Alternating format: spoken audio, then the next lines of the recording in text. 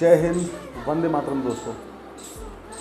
आज हम बात करेंगे स्वतंत्रता आंदोलन के एक ऐसे सपूत की जिसके बलिदान को कुछ वामपंथियों और देश विरोधी ताकतों द्वारा लगातार नकारने की और उसे अंध में धकेलने की कोशिश की जा रही है।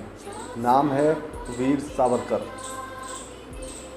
बात उस समय की जब अंग्रेज़ सावरकर को कोल्हू में बैल की जगह जोतते थे और गांधी उस वक्त अफ्रीका से भारत लौटे भी नहीं थे। दरअसल वीर सावरकर का अपमान करने वालों को शायद स्वतंत्रता संग्राम की समझ ही नहीं है और ना ही उसके प्रति कोई भी संवेदनशीलता। विनायक दामोदर सावरकर यानी वीर सावरकर, ये महज एक नाम नहीं बल्कि संघर्ष की एक ऐसी गाथा है जिसका वर्णन शब्दों से परे है। जिस व्यक्ति ने एक दशक से भी ज़्यादा समय तक काला पानी की सज़ा भुगती, आज सिर्फ कोरी सियासत के लिए उस व्यक्ति को अपमानित किया जाता है। जिसने रानी लक्ष्मीबाई, पेशवा नाना और वीर कुंवर सिंह जैसों की वीरता दुनिया के सामने लेकर आई, उसके योगदानों पर हंसा जाता है। क्यों? पता है क्यों? क्योंकि वो एक हिंदू राष्ट्रवादी थे।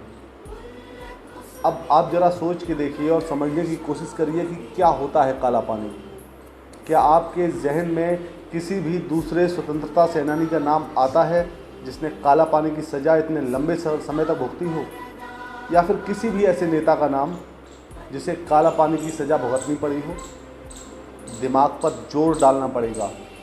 जिन्होंने काला पानी की सज़ा भुगती हो उन्हें ढूंढना काफ़ी मुश्किल होगा, खोजना पड़ेगा आपको।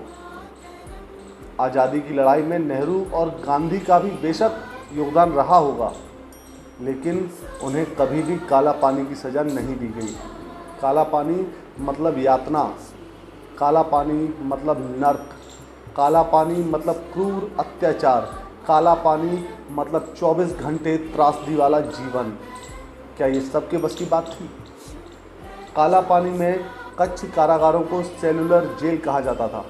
वहाँ पुलिस का कड़ा पहरा रहता था। सावरकर अपनी एक पुस्तक काला पानी में इस नारकी यातना का वर्णन करते हैं। 750 कोठरियाँ जिनमें बंद होते ही कैदी के दिलो दिमाग पर घुप अंधेरा छा जाता था। अंडमान के सुंदर से द्वीप पर अंग्रेज़ों का एक नरक था काला पानी। वैसे तो सावरकर की लिखी ये पुस्तक काला पानी एक गद्य उपन्यास की तरह है जिसे सावरकर ने अपनी जीवनी के रूप में नहीं लिखा है और इसके तमाम पात्र भी काल्पनिक हैं, लेकिन यात्राओं और जेल का जो विवरण है वो समझने वाले समझ जाते हैं कि पूर्णतः सत्य है।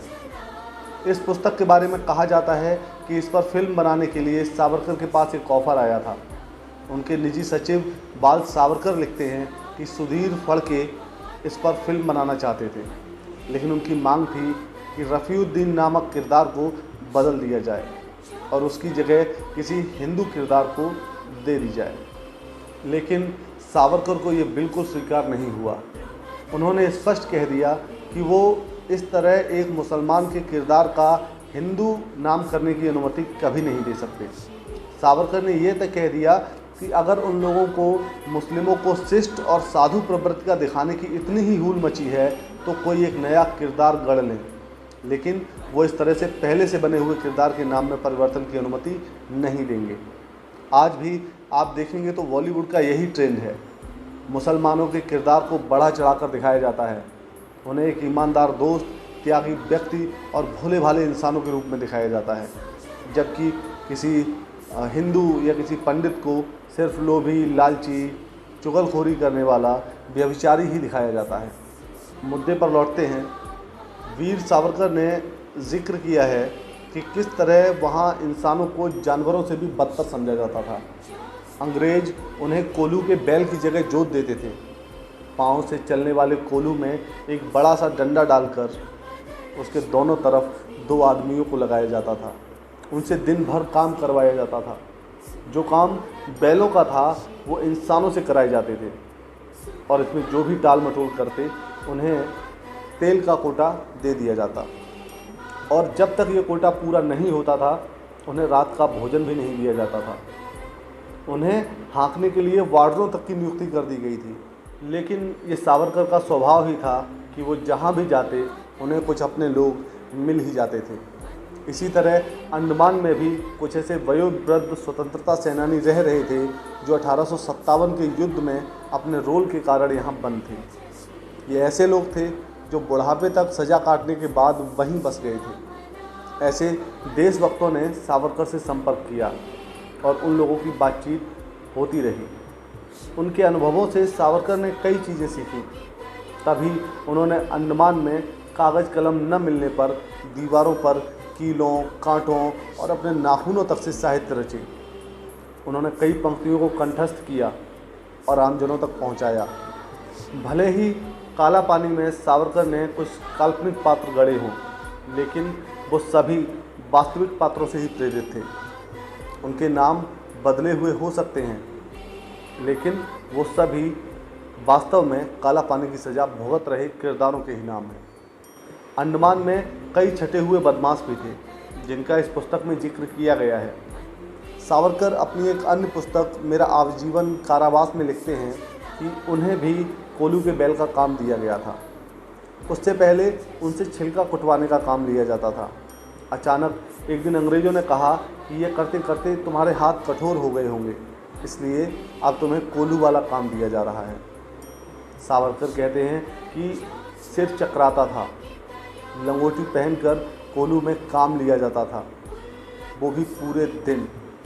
शरीर इतना थका होता था कि उनकी रातें करवट बदलते बदलते कटती थीं। अन्य बंदीगण सावरकर से प्रेम करने लगे थे, इसीलिए वो आकर उनकी मदद कर देते थे, उनके कपड़े तक धोने लगे थे और बर्तन मांज देते थे। सावरकर के रोकने के बाद वो मिन्नतें करने लगते, जिसके बाद सावरकर ने उन्हें मना करना छोड़ दिया, क्योंकि उन बंदियों को इसी में खुशी मिलती थी। धीरे धीरे यातनाएं और भी असहनीय होती चली गईं।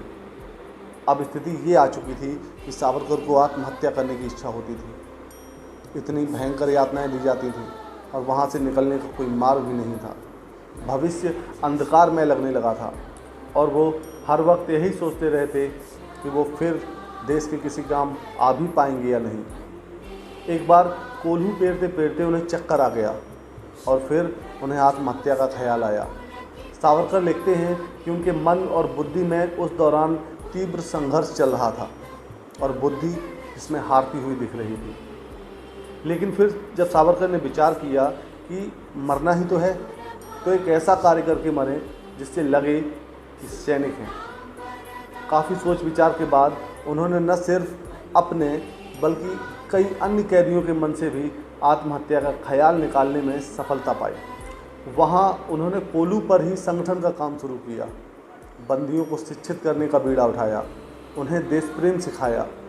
अंग्रेज उन्हें बाकी कैदियों से दूर रखना चाहते थे, इसलिए उन्हें बाद में रस्सी बांटने का काम दे दिया गया। वहाँ अंडमान में कई राजबंदी रहा करते थे। सावरकर उनसे जब पहली बार मिले तभी उन्हें उनके दुखों का अंदाज़ा हो गया था। उन्होंने अंग्रेज़ों के भय को दरकिनार करके उनसे उन सब का परिचय लिया। उसी समय उन्होंने उन सभी से कहा कि देखना, एक दिन जब भारत आज़ाद होगा तो इसी जेल में हम सबके पुतले लगे होंगे। सावरकर ने कहा कि आज भले ही पूरे विश्व में हमारा अपमान हो रहा हो, लेकिन देखना, एक दिन यही जगह एक तीर्थ स्थल बन जाएगा और लोग कहेंगे कि देखो, यहाँ हिंदुस्तानी कैदी रहा करते थे। ऐसा ही होगा और ऐसा होना चाहिए। आज वो कमरा किसी तीर्थ स्थल से कम नहीं है जहाँ सावरकर रहा करते थे। प्रधानमंत्री नरेंद्र मोदी ने भी वहाँ जाकर काफ़ी देर तक ध्यान किया था। सेलुलर जेल में सावरकर की एक प्रतिमा लगी हुई है। वहाँ जाते ही लोग अभिभूत हो जाते हैं और सावरकर के त्याग को याद करते हैं। पोर्ट ब्लेयर विमान क्षेत्र का नाम भी सावरकर अंतर्राष्ट्रीय हवाई अड्डा है। सावरकर का सपना तभी पूरी तरह सच होगा जब हिंदुओं के भीतर जागृति आएगी और भारत पुनः विश्वगुरु बनेगा। दिवंगत पूर्व प्रधानमंत्री अटल बिहारी वाजपेयी हमेशा कहा करते थे कि हमें सावरकर को ठीक से समझने की ज़रूरत है। महात्मा गांधी 1915 में दक्षिण अफ्रीका में 21 वर्ष बिताकर भारत लौटे थे, जिसके बाद उन्होंने कांग्रेस की सभाओं में दिलचस्पी लेनी शुरू की। इसके विपरीत सावरकर को 1911 में ही सेलुलर जेल में भेज दिया गया था, जबकि उनकी उम्र महज 28 वर्ष थी। जबकि गांधी जब भारत लौटे थे तब उनकी उम्र 45 वर्ष थी। सावरकर को 50 साल के कारावास की सज़ा सुनाई गई थी। उससे पहले वो लंदन में रहे थे, उन्हें वहाँ भी गिरफ्तार किया गया था। आज़ादी के बाद भी उन्हें कभी नेहरू सरकार ने सम्मान नहीं दिया। अब जब आप सावरकर को समझने की कोशिश करेंगे तो आप समझ पाएंगे कि सावरकर ने लंदन में रहकर ही उस वक्त गहन अध्ययन करके ये साबित कर दिया था कि 1857 का जो बिगुल था, 1857 का जो विद्रोह था, वो दरअसल कोई गदर या कोई सिपाहियों का विद्रोह नहीं था, बल्कि वो प्रथम स्वतंत्रता संग्राम था, कोई साधारण सिपाहियों का विद्रोह नहीं। महारानी लक्ष्मीबाई से लेकर पेशवा नाना तक को इतिहास में अमर बनाने वाले वीर सावरकर को आज कुछ लोग गद्दार और डरपोक कहते हैं। बड़े शर्म की बात है, आज उस वीर सपूत के नाम पर उंगलियां उठाई जाती हैं, जिनकी किताब को भगत सिंह सहित कई क्रांतिकारी पढ़ते ही नहीं थे बल्कि उसका अनुवाद भी किया करते थे।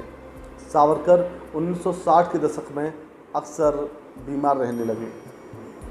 उससे कई वर्ष पहले 1948 में, जैसा कि हमें पता है, नाथूराम गोडसे ने महात्मा गांधी की हत्या कर दी थी, जिसके बाद सावरकर गिरफ्तार हुए। तब गुस्साई भीड़ ने उनके घर के ऊपर पत्थरबाजी की थी। हालांकि सावरकर सभी आरोपों से बरी हुए और कानून ने उन्हें दोषी नहीं माना, लेकिन नेहरू सरकार द्वारा आज़ाद भारत में सावरकर को फिर से प्रतिबंधित किया गया था। 60 के दशक में भी एक बार सावरकर को गिरफ्तार किया गया।